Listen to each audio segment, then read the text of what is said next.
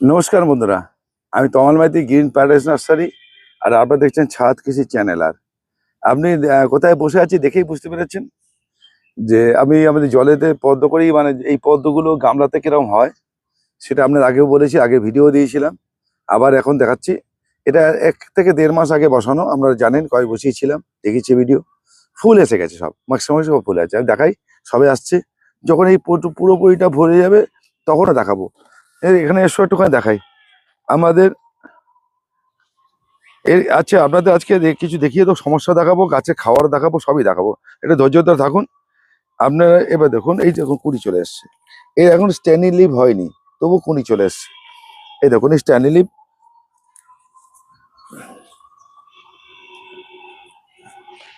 খুলে দিলাম, খুলিনি।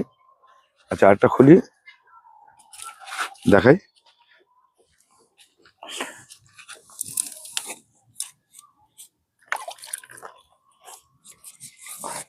আপনার মানে তখন মনে ভরে যাবে,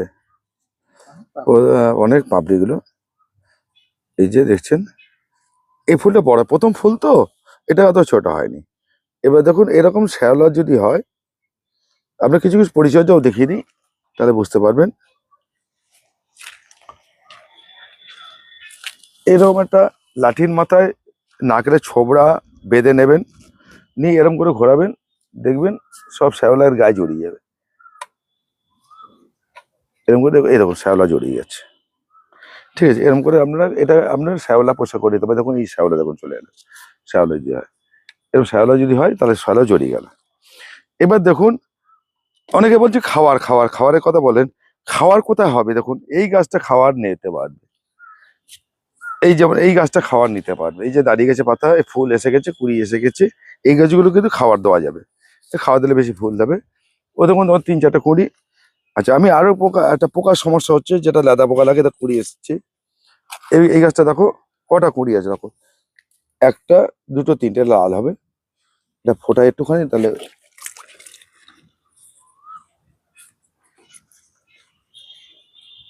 দেখুন,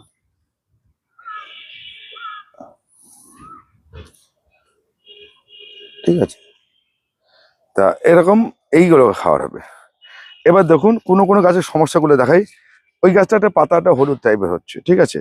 আচ্ছা, এদিকে দেখো, তাহলে বুঝতে পারবেন যার যেটা সমস্যা, এখান থেকে বেছে নেবেন। এই গাছে কটা ফুল এসছে দেখুন, একসঙ্গে 4টে 5টা এসছে, ঠিক আছে। এখানে দেখো 4টে এসছে। আচ্ছা, এবার দেখুন,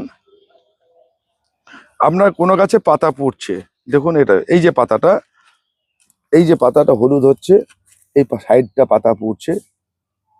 এই গাছটা ক্ষেত্রে কি করবেন, বা ওই পরের গাছটা কি ক্ষেত্রে কি করবেন, এ দেখাচ্ছি আপনাদের।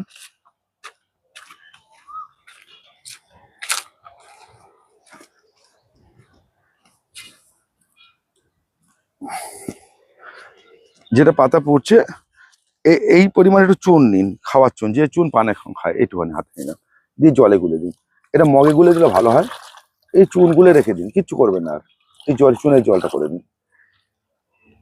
আচ্ছা, এটাকে চিনতে হবে আপনাদের। এটা পাতা হলুদ হচ্ছে, আর এটা পাতা পুড়ছে, এই যে পাতা পুড়ছে। তাহলে এই ক্ষেত্রে আমি চুন দেবো, একটুখানি চুনের জল আমি গুলে দেবো।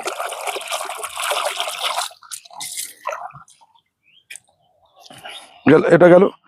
এবার দেখুন, এই গাছটা পাতা কম হয়েছে, এই গাছটা পাতা গ্রোথ হচ্ছে না। এই ক্ষেত্রে আমরা কি করব? এক্ষেত্রে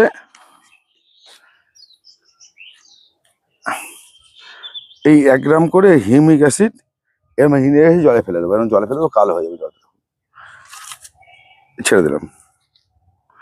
এই হিউমিক অ্যাসিড দেবো, এরকম হিউমিক অ্যাসিড। ওই গাছটা দেখুন গ্রোথ নেই, হিউমিক অ্যাসিড দেবো, ঠিক আছে। আচ্ছা, এইবারে এই গাছে কোন গাছটা খাবার দেবো, এবার আসুন। এই গাছটা দাঁড়িয়ে গেছে, স্ট্যান্ডি লিভ হয়ে গেছে, কুঁড়ি এসে গেছে, এই যে কুঁড়ি এসে গেছে। এই গাছটা আমি খাবার দেবো। কি খাবার দেবো? ঠিক এরকম কাগজের মধ্যে নেবেন, এইটুখানি খাবার হবে, এখানে আছে। এটা আমার কাছে কিনেও নিতে পারেন, আমার মিক্সিং করা থাকে। এটা হচ্ছে একরকম থাকে, সাগরিকা থাকে, শিউর থাকে, জিকু ম্যাক্স জি থাকে। আচ্ছা, কুড়ি কুড়ি থাকবে, আর হচ্ছে টাটা জিয়া না থাকবে। এইগুলোকে মিশিয়ে নিয়ে একটা রেশিওতে মিশাতে হয়। মিশিয়ে নিয়ে আমরা এরকম কাগজে একটা পুডলি করবো, এরকম একটা পুডলি করবো করে ঠিক এরকম মিডিলে আমরা 10 দিন, 8 থেকে 10 দিন অন্তর এরকম করে পুঁতে দেবো। এইটুখানি হাফ চামচেরও কম, কিন্তু ছোট্ট করে পুঁতে দেবো। এই প্রত্যেকটা গাছে এরকম দেবো। কোন গাছগুলো দেবো, এখানে যতগুলো আছে এই সব গাছই দিতে পারবো, শুধু এই একটা গাছকে বাদ দিই। এই একটা গাছকে দেবো না, দেখে নিন কোন গাছে দেবেন না। এই গাছটা দেবো না, এই ধরনের গাছ দেবো। যে গাছগুলো দাঁড়িয়ে গেছে, পাতা দাঁড়িয়ে গেছে, ফুল এসে গেছে, সেইখানতে দেবো। কারণ ফুল হলে গাছে মাদার তো তার খাওয়াটা নিয়ে নেয়, তখন একটু এক্সট্রা বাইরে থেকে খাওয়াটা দিতে হয়। তার আগে কিন্তু খাওয়াটা দেবেন না, দেবেন না। বারবার কিন্তু বলছি, পাগলের মতো খাবার দিলে গাছ নষ্ট হয়ে যাবে, বারবার করে বলছি। এই গাছগুলো কিন্তু ড্যানিয়েল বেরিয়ে গেছে, যেমন এই গাছটা আমি খাবার দেবো না, খাবার নিতে পারবে না। আমি খাবার দেবো, গাছটা মরে যাবে। এই গাছটা ডিস্টার্ব হয়েছে কোনো কারণেই, তা আমি খাবার দিতে পারবো না। আগে এই গাছটাকে বাঁচিয়ে নেবো, গাছটাকে বড় করে নেবো। এই গাছটা তাই, ওই যে পাতা বড় হচ্ছে, এই পাতাগুলো দাঁড়াক, তারপরে দেবো। এই গাছটা দেখুন আস্তে আস্তে দাঁড়াচ্ছে, এই দেখুন এই পাতাটা দাঁড়াবে আস্তে করে, এরকম আস্তে আস্তে করে দাঁড়াবে, যবে পাতা বেরোবে। আর একটা কথা বলি, এরকম পুরনো পাতা, পচা পাতা ফেলে দেবেন একটু, ঠিক আছে? দেখুন এই যে পাতা, দেখুন জলে কত বড় পাতা হয়েছে, দেখুন কত বড় পাতা। হ্যাঁ, এই দেখুন পাতা। এবার এই পাতাটাকে আমি ফেলে দেবো, এরকম পচা পাতাগুলো ফেলে দেবো,